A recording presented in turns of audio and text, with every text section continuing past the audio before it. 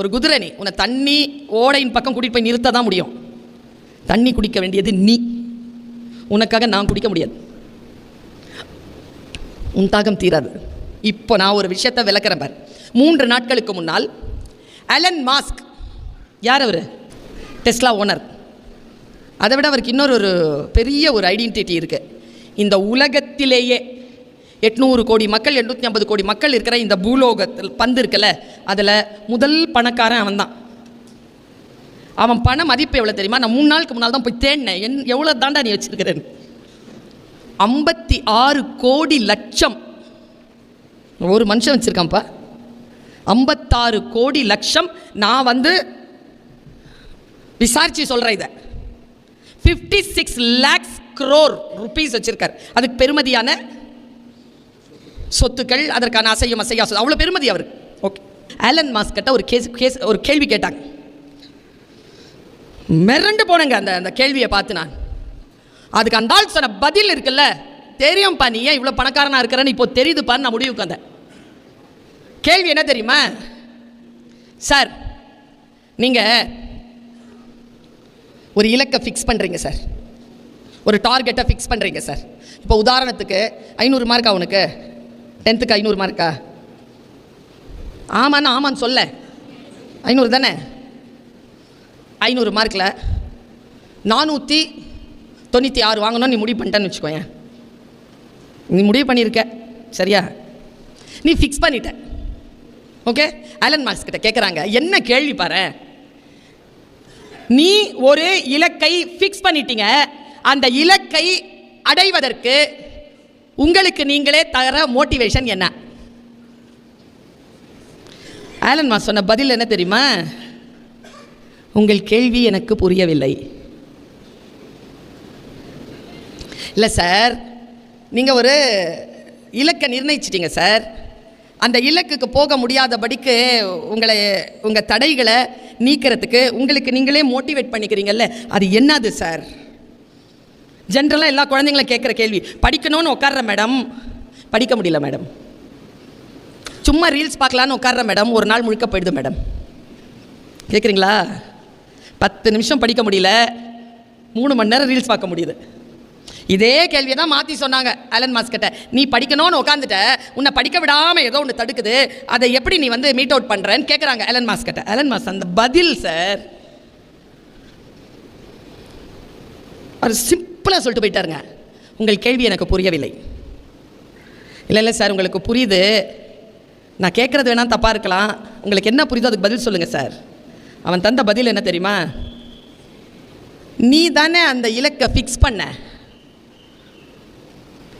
அந்த இலக்கு தானே உனக்கு மோட்டிவேஷன், அப்புறம் உனக்கு என்னத்துக்கு மோட்டிவேஷன் கேட்டார் அவர். இலக்கை ஃபிக்ஸ் பண்ணது நீ தானே, அப்போ என்னத்துக்கு உனக்கு மோட்டிவேஷன் அவர் கேட்குறாருங்க. நான் ஒரு இலக்கை ஃபிக்ஸ் பண்ணா அதுதான் என் மோட்டிவேஷனை தவிர அதை அடைகிறதுக்கு இன்னொரு மோட்டிவேஷன் எனக்கு தெரியலன்னு எவன் சொல்கிறானோ அவன் ஆலன் மாஸ்க் மாதிரி உயர்றான். மதுரையில் ஆயுள் தண்டனை கைதிகள், பாளையங்கோட்டையில், வேலூரில், சென்னையில், இந்த 4 இடங்களிலும் இருக்கக்கூடிய ஆயுள் தண்டனை கைதிகளுக்கு ஒரு மோட்டிவேஷன் ப்ரோக்ராம் பண்ணணுன்ட்டு ஒரு 10 மோட்டிவேஷனல் ஸ்பீக்கர்ஸை நோட் பண்ணி கொடுத்துருக்காங்க. அவங்க எல்லாத்துலேயும் நிறைய டிக் பண்ணது இவங்க வரணும், இவங்க பேச்சு நல்லா இருக்கும்னு சொன்னது என் பேரா போச்சு. என்னை கூப்பிட்டு மோட்டிவேஷனுக்கு மதுரைக்கு கூப்பிடுறாங்க. கைதிகள் இருக்காங்கல்ல, ஆயுள் கைதிகள், அவங்களுக்கு ஒரு மோட்டிவேஷன் ஸ்பீச்சுக்காக கூப்பிட்டாங்க. அவங்க என்ன விழாவுக்கு கூப்பிட்டாங்கன்னா, கைதிகள் வந்து கைவினை பொருட்களோ சாப்பாடோ தயார் பண்ணும்போது அதை கொண்டு வந்து விற்கணும். ஃப்ரீடம்னு ஒரு கடை இன்றைக்கும் இருக்காங்க, ஃப்ரீடம் அங்காடின்னு போட்டிருக்கு. அதுக்கு நான் தான் உத்காட்டன், நான் தான் அந்த ரிப்பன் வெட்டினேன்.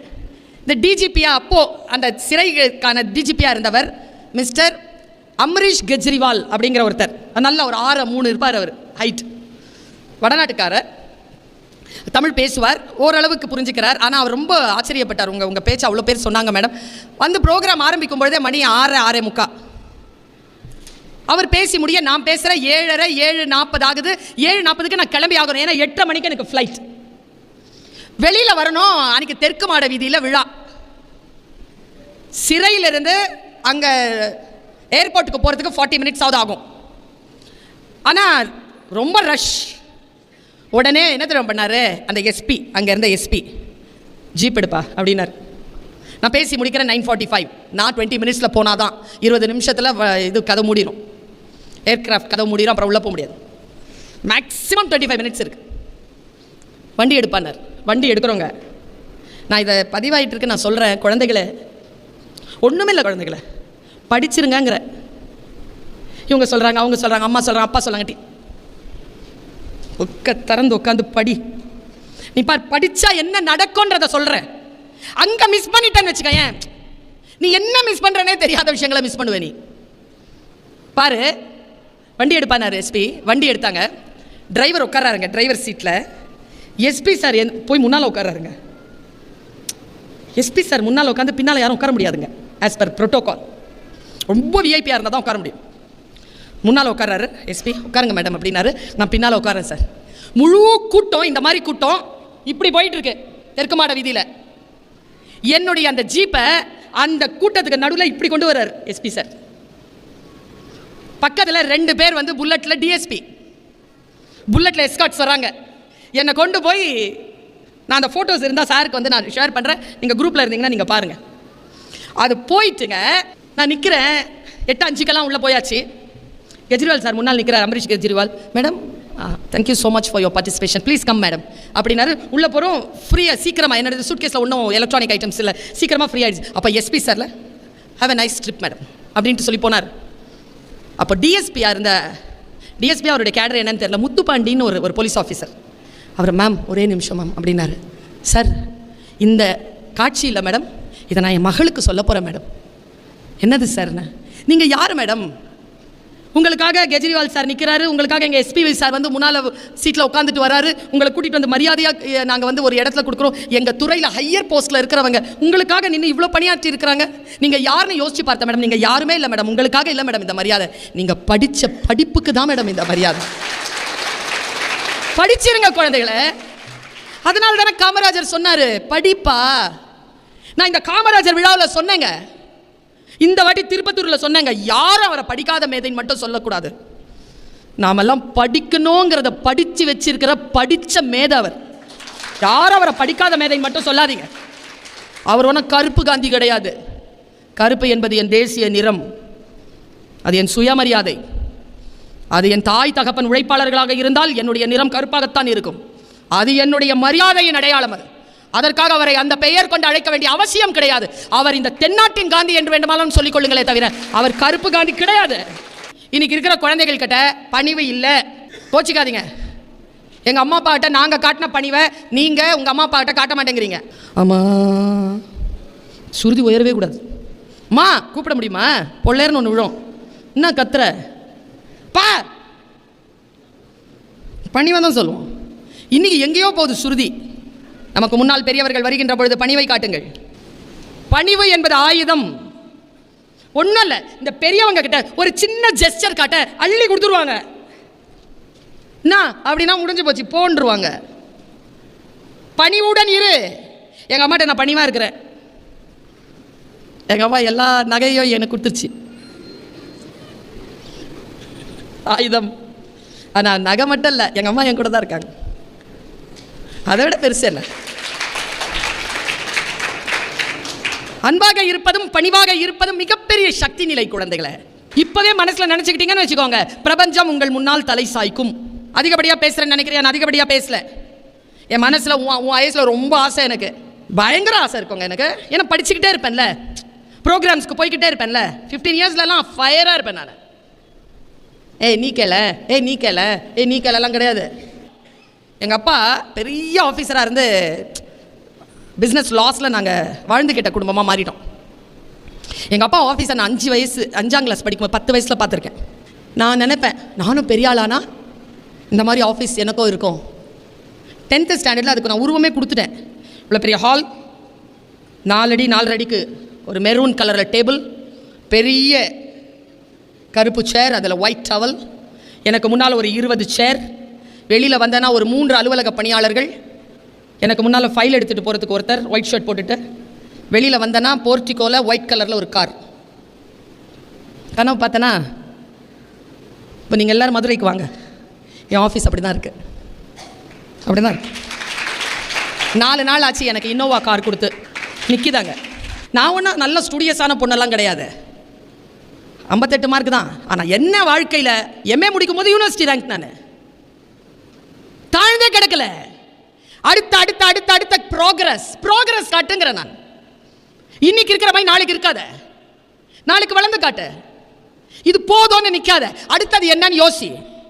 பென்சிலிருந்து கிரீன் பென்னுக்கு போயிருக்கேனா? என்னைக்காவது நீ யோசியா ஏன் படிக்கணும்னு? அம்மாவை நினச்சிக்க, ஏன் படிக்கணும்? பென்சிலிருந்து கிரீன் பென்னுக்கு போகலாம், அதனால் படிக்கணும்னு நினச்சிக்கோ. அவர் கோல்டு மெடல் தானே சார், கோல்டு மெடல் தானே. அவர் எதுக்கு ஊராக வந்து பேசிகிட்டு இருக்கிறாரு? அவர் ஏதாவது ஒரு இடத்துல வேலைக்கு போயிட்டு அங்கே வேலையில் உட்காரலாம்ல. அவருக்கு எதுக்கு இந்த வேலை? ஏன்னா கோல்டு மெடல் வாங்கினது அவர் வேறு சப்ஜெக்டுக்கு. அவருக்கு பிடிச்சிருக்கிறது உங்களோட எல்லாம் பேசிக்கிட்டு உங்களெல்லாம் வாழ்த்துறது, உங்களெல்லாம் வழிகாட்டுறது. வாழ்க்கையில் ஜெயிக்கிறோமோ தோக்குறோமோ அது முக்கியம் இல்லை சார். விரும்புகிறத செஞ்சுக்கிட்டே இருக்கிறோமா அது ரொம்ப முக்கியம். அது நமக்கு புகழையும் பணத்தையும் உயர்வையும் தர வேண்டும். அது நமக்கு உயர்வை தர வேண்டும், அது நமக்கு பணத்தை தர வேண்டும். எது உனக்கு விருப்பமானது இருக்கிறதோ அதை நீ செய்கின்ற பொழுது உனக்கு பணம், புகழ், செல்வாக்கு, பயணம் எல்லாம் வரணும். அந்த அந்த என்ன பிடிச்சிருக்கு உனக்குங்கிறத நீ முடிவு செய். நமக்கான டிஸ்ட்ராக்ஷனை நாம தான் சரி பண்ணணும், அடுத்தவங்க சரி பண்ண மாட்டாங்க. அதுதான் என் பேச்சினுடைய இலக்கே. வாழ்க்கை உனக்கு வாய்ப்புகளை தான் தரும், வெற்றிகளை தரவே தராது. வாய்ப்புகளை யார் ஒருவர் பயன்படுத்திக் கொள்கிறோமோ அவர்கள் வெற்றியாளர்களாக உயர்கிறோம். வெற்றி வாய்ப்பு தான். இதோ இந்த வாய்ப்பு, நானும் அஸ்வினும் பேசினதுன்றது வாய்ப்பு. அதிலிருந்து நீ எதை கிரகித்துக் கொள்கிறாய் என்பதுதான். நம்ம எல்லாருமே இப்போ பாருங்க, உங்ககிட்ட ஒரு கேள்வி கேட்டேன்னா அதுக்கு பதில் வித்தியாசமாக இருக்கும், இவர்கிட்ட கேள்வி கேட்டால் வித்தியாசமாக இருக்கும். Generation gap. நம்ம எல்லாரும் லீவ் லெட்டர் எழுதுவோமா? நான் ஆரம்பிப்பேன், எல்லாரும் முடிச்சிருவீங்க பாருங்க. As I am suffering from fever, I request you to leave the school for 2 days. எழுதுவோமா? அப்படின்னு இல்லைங்க. நீங்கள் என்னன்னு எழுதுவீங்க? யுவர்ஸ். சொன்னதை திருப்பி சொல்லக்கூடாது. நீ என்ன சொல்ல, என்னப்பா யுவர்ஸ்? உண்மையாக சொல்ல, என்னன்னு எழுதுவா? யுவர்ஸ். நீங்கள் சார் யுவர்ஸ் ஒபீடியன்ட்லி. இந்த ஜெனரேஷன் போயிடுச்சு. ஒபீடியன்ட்லின்னு எழுதுகிற ஜெனரேஷன் போயிடுச்சு. Truly, faithfully. இந்த ஒபீடியன்ட்லின்னு ஏன் எழுதுறது இல்லைன்னு டீச்சர்ஸ் யோசிச்சிருக்கீங்களா? முன்னால் வரணுமா, முன்னால் வரணுமான்றது டவுட்டு, ஸ்பெல்லிங் மிஸ்டேக். ட்ரூலியில் வந்து எவ்வளோ ட்ரூ இருக்கோ அவ்வளோ எள்ளு, ஃபெய்த்ஃபுல்லியில் எவ்வளோ ஃபெய்த் இருக்குதோ அவ்வளோ எள்ளு. உங்கள் எல்லாருக்குமே நான் ஒரு ஆயுதத்தை கொடுத்துட்டு போகிறேன் இன்னைக்கு. வாழ்க்கையில் ஜெயிக்க வேண்டும் என்றால் 2 விஷயத்தை, ஆயுதத்தை கையில் எடுத்துக்கோங்க. 60 நாள் தானே இருக்குது, 60 days. இன்னும் படிக்க தொடங்கல, தொடங்கிட்டீங்களா? நியூ இயர்லேருந்து தொடங்கலாமா? வெக்கம் இல்லாமல் ஒன்று தலையாட்டுது சரின்னு. 4 நாள் இருக்குதா, இன்னும் 3 நாள் இருக்குல்ல, ஃபுல்லாக ஜாலி பண்ண போறியா அந்த நாளில்? You cannot afford it, you don't have time. இங்கே பாருங்க, எலிஃபென்ட் இருக்குல்ல, எலிஃபென்ட். நியூயார்க் யூனிவர்சிட்டியில் எலிஃபென்ட் ஈட்டிங் டெக்னிக்னு ஒரு டெக்னிக்கை ஸ்டூடெண்ட்ஸ்க்கு ஒருத்தர் ப்ராஜெக்ட் போட்டு சொல்லி கொடுத்துருக்காரு. Elephant eating technique. என்னடா அப்பா இது எலிஃபென்ட் ஈட்டிங் டெக்னிக்னா? ஒரு யானையை சாப்பிட முடியுமா? பெரிய யானையை சாப்பிட முடியுமா? முழு சிக்கனையே சாப்பிட்றதுக்கே முடியாது. பெரிய யானை எப்படி சாப்பிட்றதுன்னு டெக்னிக். என்ன செய்யணும்னா, இப்போ 60 days இருக்கா, 60 அதை பிரிச்சுக்கணுமா. ஒரு நாளைக்கு 24 மணி நேரம் இருக்கா, 8 மணி நேரம் தூங்குறதை ஒழிச்சிட்டு மீதி இருக்கிற அந்த 16 மணி நேரத்தை பீஸாக போட்டுக்கணுமா. சிலது ஃப்ரீஸ் பண்ணிடணுமா, சிலது வெளியில் சாப்பிட்ற மாதிரி வைக்கணுமா. போக வர சாப்பிட்டுட்டே இருந்தா 60 days திரும்பி பார்த்தா யானையை சாப்பிட்டு முடிச்சிருப்பியான். எலிஃபென்ட் ஈட்டிங் டெக்னிக்னு பேர் இதுக்கு. பெருசாக இருக்குன்னு கவலையே படாத. நீ பிளான் பண்ணனா எதுவுமே பெருசு கிடையாது. நீ பிளான் பண்ணிட்டேன்னு வச்சுக்கையே, பெரிய விஷயங்களை பிளான் பண்ணி கடந்து போங்கிற நான். இது தானே, இந்த விஷயம் தானே, இது முடிக்கணும் தானே, இந்த டெக்னிக்கை பயன்படுத்து. இன்னொரு விஷயம் சொல்கிறேன், நான் சொன்னேன்ல ஒரு ஆயுதத்தை உனக்கு கொடுக்குறேன்னு. எனக்கு தெரியல, நன்றி, பணிவு, 2 விஷயத்தையும் குழந்தைகளை, apart from your educational achievement, அம்மா உனக்கு இந்த 2 விஷயத்தை கற்றுக் கொடுக்குறேன். பணிவு, நன்றி. யாரை வேணாலும் மறந்துடு. கல்விக்கு உதவி செஞ்சாங்கல்ல, மறந்துடாத. எப்படி ஞாபகம் வச்சுக்கிறது? அது ஒன்று இருக்குல்ல. எப்படி தெரியுமா ஞாபகம் வை? இவங்க இந்த மாதிரி ப்ரோக்ராம் பண்ணினா இந்த மாதிரி அந்த குழந்தைகள் அடுத்த 2-3 வருஷத்தில் வந்து உட்காருவாங்க. நீ ஏதோ ஒரு பெரிய படிப்புக்கு போய் ஜாயின் பண்ணிட்டேன்னு வச்சுக்கோயேன், இவங்க எங்கே ப்ரோக்ராம் நடத்தினாலும் ஃபோன் பண்ணி சார் என்னை கூப்பிடுங்க சார் நான் வரேன் சார்னு போய் அம்மா அப்பாவோட போய் நின்று இந்த மீட்டிங்கில் நின்று பேசு, இவங்களால் நான் இந்த நிலைக்கு வந்திருக்கிறேன், அதுதான் நீங்கள் இவர்களுக்கு தருகின்ற நன்றி. சரி, அந்த நன்றியும் கொடுக்க முடியல, என்ன செய்யலாம்? இப்போ நான் செய்கிறேன், ரெக்கார்ட் ஆகிட்டு இருக்கு, நான் செய்கிறேன். எனக்கு +2 படிக்கிறது போது காசு இல்லைங்க. நான் ஒரு அரசு உதவி பெறும் கல்லூரி ஸ்கூலில் படித்தேன், சயின்ஸ் குரூப். நான் எனக்கு லெபார்ட்ரி ஃபீஸ் எல்லாம் சேர்த்து 600 ரூபா கட்டணும். 600 என்கிட்ட இல்லை. ஆனால் திடீர்னு ஒரு நாள் வந்தபோது எங்கள் அப்பாவா எங்கள் அம்மாவா இல்லை டீச்சர்ஸா யாருன்னே தெரியல, எனக்கு யார் உதவி செஞ்சாங்கன்னு தெரியல, 600 ரூபா கட்டி இருக்குன்னு சொன்னாங்க. யார் கட்டினாங்கன்னே தெரியலிங்க. 600 ருபீஸ். அப்பாட்ட கேட்குறேன், அம்மாட்ட கேட்குறேன், எனக்கு தெரியாதுமா கட்டிட்டாங்களா தெரியாதுமாங்கிறாங்க. அதை நான் எப்படி கழிச்சிட்டு இருக்கேன் தெரியுமா? இது வரைக்கும் 6 பிள்ளைகளுக்கு என் மரணம் வரைக்கும் பாடத்திற்காக அவர்கள் படிப்பிற்காக ஃபீஸ் கட்டிக்கிட்டே இருக்கிறேன். 6 பிள்ளைகளுக்கு 600 வாங்கினேன் நான் ரூபா. இப்போ நீங்கள் ஏதாவது எனக்கு பணம் கொடுத்தீங்கன்னா பேசுகிறதுக்கு அதுலேருந்து அந்த குழந்தைகளுக்கான ஃபீஸ் இருக்குது. ஆக நன்றியை, அதாவது சொல்லுவாங்கல்ல, 7 8 என்னுடைய ரொம்ப ஃபேமஸான அந்த கணக்கு உனக்கு தெரியும், 7லேருந்து 9 போகுமா? போகுமா? என்ன பண்ணலாம்? பக்கத்துலேருந்து கடன் வாங்கினா திருப்பி கொடுக்கணுமே. கொடுத்துருக்குறீங்களா? சொல்லியே தரல, சிஸ்டத்துலேயே இல்லையே. சீனா நாட்டில் எப்படி சொல்லி தராங்க தெரியுமா? 7லேருந்து 9 போகுமா? போகாது. 7 வீட்டுக்கு 9 வந்திருக்குது, 7 தவிக்குது, 1 கொடுக்கணும்னு தவிக்குது. நாம் உடனே பக்கத்துலேருந்து 1 கடன் வாங்குகிறோம். அந்த 7 கடன் வாங்கலை. தவிக்கிறத பார்த்து பக்கத்தில் இருக்கும் ஒரு எண் தண்ணிலிருந்து 1 தந்து உதவும். இப்போ பாருங்கள் சார், நீங்கள் எனக்கு ஃபோனுக்கு சார்ஜ் பண்ணல, நான் காசு தொட்டு போடலை. சார்கிட்ட சொல்கிறேன், சார் ஒரு 300 ரூபா போட்டு விட்டார். இப்போ போடல சொல்கிறேன், அவர் வேறு பிடிக்க பார்க்குறாரு. போடலையே, போட்டேன்னு சொல்லுது இந்த அம்மா, கொடுத்துருமோ? அந்த 300 ரூபாவை இப்போ நான் யாருக்கு கொடுக்கணும்? அவருக்கு தான் கொடுக்கணும் இல்லையா? அவர் எனக்கு கொடுத்தாரு, அவர் கொடுக்கணும். சரி, இது கடன். உதவி சொல்கிறேன் பாருங்க. காலையில் நான் கோயம்புத்தூர்லேருந்து வரேன், எனக்கு பசி. பழனி சார் என்ன பண்ணார், என்னை கூட்டிகிட்டு போய் நல்லபடியாக என்னை ஹாஸ்பிட்டாலிட்டி பண்ணி என்னை உட்கார வச்சு தோசை காஃபி எல்லாம் வாங்கி கொடுத்தார். இப்போ அவர் எனக்கு செஞ்சது கடனா உதவியா? இப்போ கடன் உரியவர்களுக்கு திருப்பி தரணும். இப்போ பழனி சார் கொடுத்த காஃபியும் தோசையும் நான் சாப்பிட்டுருக்கிறேன். வீட்டுக்கு போன உடனே சென்னையிலேருந்து சரவணா பவனோ அல்லது A2Bலேருந்தோ ஒரு பார்சல் பண்ணி காஃபியையும் ஒரு தோசையும் பழனி சாருக்கு பார்சல் பண்ணலாமா? இல்லை. அது எங்கே கொடுக்கணும் தெரியுமா? என்னை போல் பசித்து யாரேனும் வந்தால் அவர்களுக்கு கொடுத்துரும். சரியா? கடன் என்பது உரியவர்களுக்கு தருவது, உதவி என்பது தேவைப்படுகின்றவர்களுக்கு செய்து கொண்டே போவது. இவர்கள் உங்களுக்கு கடன் கொடுக்கவில்லை, இவர்கள் உங்களுக்கு கல்வி உதவி செய்கிறார்கள். அந்த உதவியை ஒன்று இவர்களுக்கு நன்றியாக திருப்பி செலுத்துங்கள். இல்லையா, அதை உங்கள் கண் முன்னால் யார் உங்கள் நிலையில் வந்து நின்றாலும் அவர்களுக்கு திருப்பி கொடுப்பேன் என்கின்ற ஒரு மன உறுதியோடு இந்த கல்வி பணியை தொடங்குங்கள். இது நிறைய பேருக்கு புரியல. சரியா புரியுற மாதிரி சொல்ல. எங்கள் மா ராமலிங்கம் சொல்லிட்டு ஒரு ஸ்பீக்கர் இருக்கார், ரொம்ப ஜோக்காக பேசுவார். அவர் ஒரு நாள் ஒரு ஜோக்கை சொன்னார். என் வாழ்க்கையில் மோட்டிவேஷனுக்கு நான் அவருடைய பர்மிஷனோட பயன்படுத்துறது. பிள்ளைங்க கவனிக்கிறீங்களா? பா, எவ்வளோ காலமாச்சு இந்த சொல்ல கேட்டு.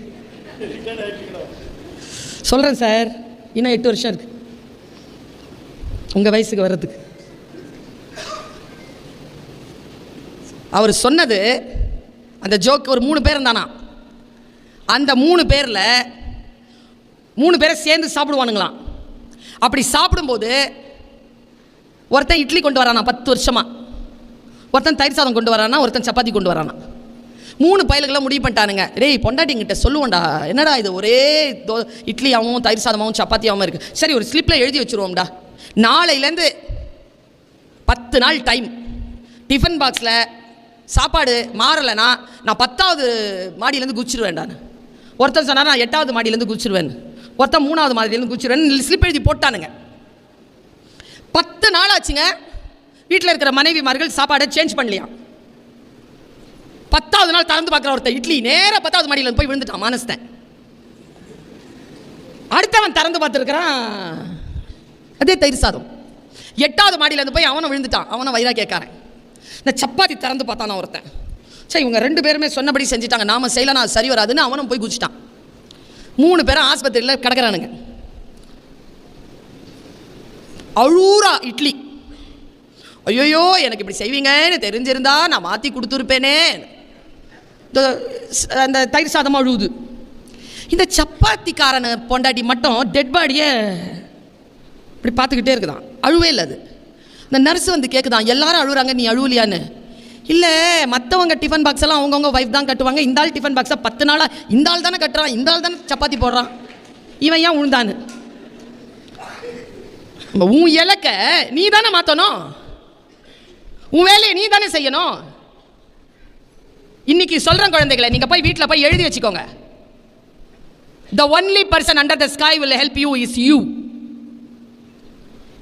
இவர் இவ்வளோ சொன்னார்ல, அது எது உன்னுடையதுன்னு தேடி போக வேண்டியது உன் கடமை. எங்கள் கடமை, நாங்கள் இங்கே இருந்து வரிசையாக உனக்கான வழியை காட்டிவிட்டோம். அதில் எந்த வழி உன் வழி என்று நீதான் தேடி போக வேண்டும்.